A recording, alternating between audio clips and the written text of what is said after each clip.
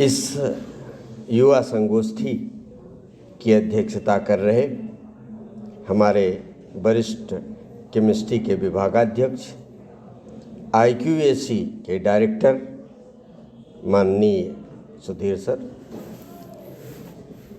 मुख्य अनुशासक रजत जी और NCC प्रमुख, सभी उपस्थित विभागाध्यक्ष और सभी विद्वत समाज, क्योंकि हमारे यहाँ सभी विद्वानगण बैठे हैं और विद्वानों के बीच में बोलने के लिए बड़ा संयम आवश्यक होता है, समय की भी मर्यादा है, इसलिए मैं 2-3 बातें बस कहूँगा। सुकरात और प्लेटो के संवाद से हम अपने व्याख्यान का आरंभ करते हैं।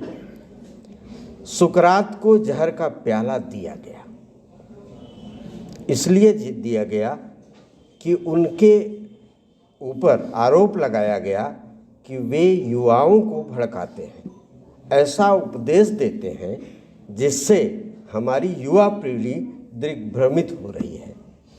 प्लेटो उनका शिष्य था।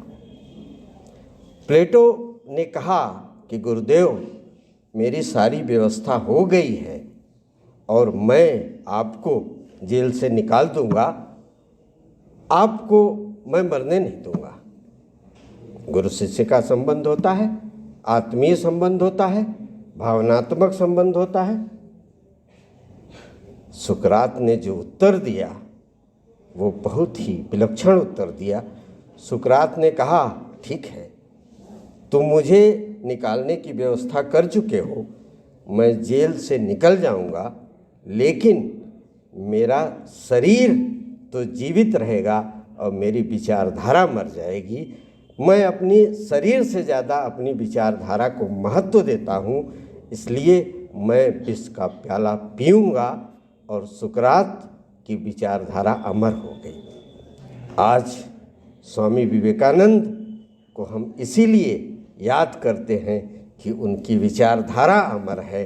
स्वामी विवेकानंद का चित्र आज भी हमारे समक्ष उनकी विचारधारा के कारण प्रतीत होता है, उसमें अजीब सी आभा आती है। आज राष्ट्रीय युवा दिवस है। दिनकर जी ने एक बड़ी अच्छी लाइन लिखी है, तुमने दिया देश को इतना, देश तुम्हें क्या देगा, अपनी आग तेज करने को नाम तुम्हारा है। अपनी आग तेज करने को नाम तुम्हारा है। तो हम क्यों जयंती मनाते हैं?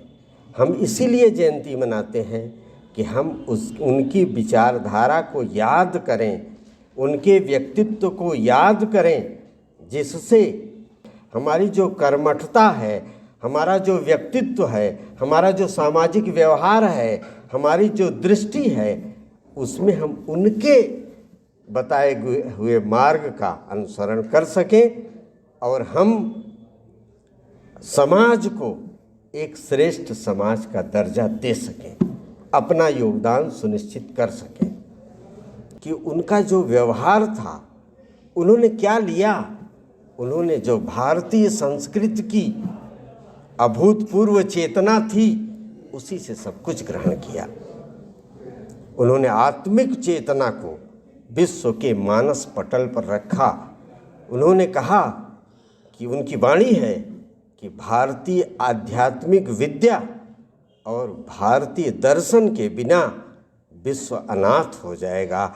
हमारा प्रण यही है कि हम विश्व को भारतीय विद्या का पाठ पढ़ाएं, भारतीय अध्यात्म का पाठ पढ़ाएं। मनस्वियों का, भारतीय ऋषियों और मनस्वियों ने की जो मेधा है, जो प्रतिभा है, उस प्रतिभा को विश्व के पटल पर उजागर करें, और इसके लिए उन्होंने प्रयास किया। युवा दिवस क्यों मनाया जाता है? इसलिए मनाया जाता है, श्रीमद् भगवत गीता में भगवान कृष्ण ने एक बात कही है, कहा देहिनो अस्मिन् यथा देहे कौमारम यौवनम जरा। कहा इस शरीर में जिस प्रकार से शरीर की केवल 3 अवस्थाएं प्रमुख होती हैं, बाल्यावस्था, यौवन और वृद्धावस्था, जरावस्था। बाल्यावस्था में चित्त निर्मल होता है, बाल्यावस्था में चित्त शांत होता है, और बाल्यावस्था का जो विचार है उसमें विकारों का प्रवेश नहीं होता। काम, क्रोध, लोभ, मोह, इन विकारों का प्रवेश नहीं होता। युवावस्था में जोश होता है लेकिन बोध नहीं होता। क्यों? क्योंकि बोध तो वृद्धावस्था में आता है। अब वृद्धावस्था में जब बोध आता है तो जोश कम हो जाता है। स्वामी विवेकानंद में चित्त की निर्मलता, चित्र उसी का निर्मल होता है जिसका चित्त शांत होता है।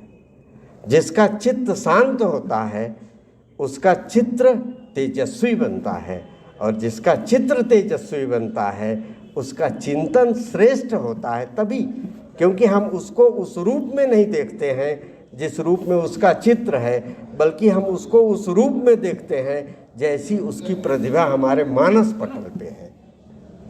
तो चित्र, चित्त, चिंतन, इसका जब योग बनता है तब मनुष्य का व्यक्तित्व श्रेष्ठ होता है, उसका चरित्र श्रेष्ठ होता है। तो स्वामी विवेकानंद में ध्यान योग के द्वारा चित्त की निर्मलता थी, चित्त की निर्मलता थी। युवावस्था का जोश था, लेकिन शास्त्र चिंतन का बोध भी था कि उन्होंने विश्व बंधुत्व का पाठ पढ़ाया। ये हमारे हितोपदेश का मंत्र है, अयम निजः परो वेति गणना लघु चेतसाम उदार चरिता नाम वसुधैव कुटुंबकम। अभी बात हुई शिकागो धर्म सभा की। शिकागो धर्म सभा में कि उन्होंने उपनिषदों की चेतना से अपना व्याख्यान प्रारंभ किया, और उन्होंने क्या कहा, उन्होंने क्या देखा उस समाज में। देखा ईशावास्य मिदम सर्वम यत् किंचिताम जगत्याम जगत तेन त्यक्तेन भुंजी था माँ गृधः कस्मित् धर्म। कहा ये समस्त समाज तो ईश्वरमय है, और इसीलिए उन्होंने उद्बोधन दिया मेरे अमेरिकी वासी भाइयों और बहनों। उनकी जो चेतना थी, उन्होंने युवाओं में बल दिया, युवा शक्ति को आहूत किया कि सबल बनो। उन्होंने क्या कहा, उन्होंने जो उठो उठो और जागो, ये कहाँ का है? ये कठोपनिषद में यमराज नचिकेता को समझाते हुए कहता है कि उत्तिष्ठ जाग्रत प्राप्य वरान निबोधयत क्षुरस्य धारा निशिता दुरत्यया दुर्गम पथ यत कबया वदंती। कहा ये जीवन का मार्ग फूलों का मार्ग नहीं है, ये जीवन का मार्ग तलवार की धार पर है। क्षुरस्य धारा निशिता दुरत्यया, कठिन मार्ग है। इसलिए श्रेष्ठ जीवन जीने के लिए उठो, उत्तिष्ठ, उठो, जागृत, जागो, और प्राप्य वरान निबोधयत, आत्मचेतना के आश्रय में, आत्मा के मार्ग निर्देशन में श्रेष्ठता का वर्ण करो, श्रेष्ठत्व को तुम चुनो। इन्हीं शब्दों के साथ अंत में मैं यही कहूँगा कि स्वामी विवेकानंद की जो आध्यात्मिक चेतना थी, जो दार्शनिक चेतना थी, जो सामाजिक चेतना थी, सामाजिक चेतना में उन्होंने क्या कहा, युवाओं निर्बल मत बनो, सबल बनो। क्षमा शोभती उस भुजंग को जिसके पास गरल हो, उसको क्या जो दंतहीन विषहीन विनीत सरल हो, उसको क्या जो दंतहीन। तो इसलिए वे युवाओं से कहते थे कि सबल बनो, अपनी मानसिक शक्ति को सबल बनाओ। और अंत में हम उनके लिए जयशंकर प्रसाद की 4 लाइनें बताना चाहते हैं कि उन्होंने क्या किया कि शक्ति के विद्युत कण जो व्यस्त विकल फैले हो निरुपाय, समन्वय उनका करें समस्त, विजयनी मानवता हो जाए विजयनी मानवता हो जाए।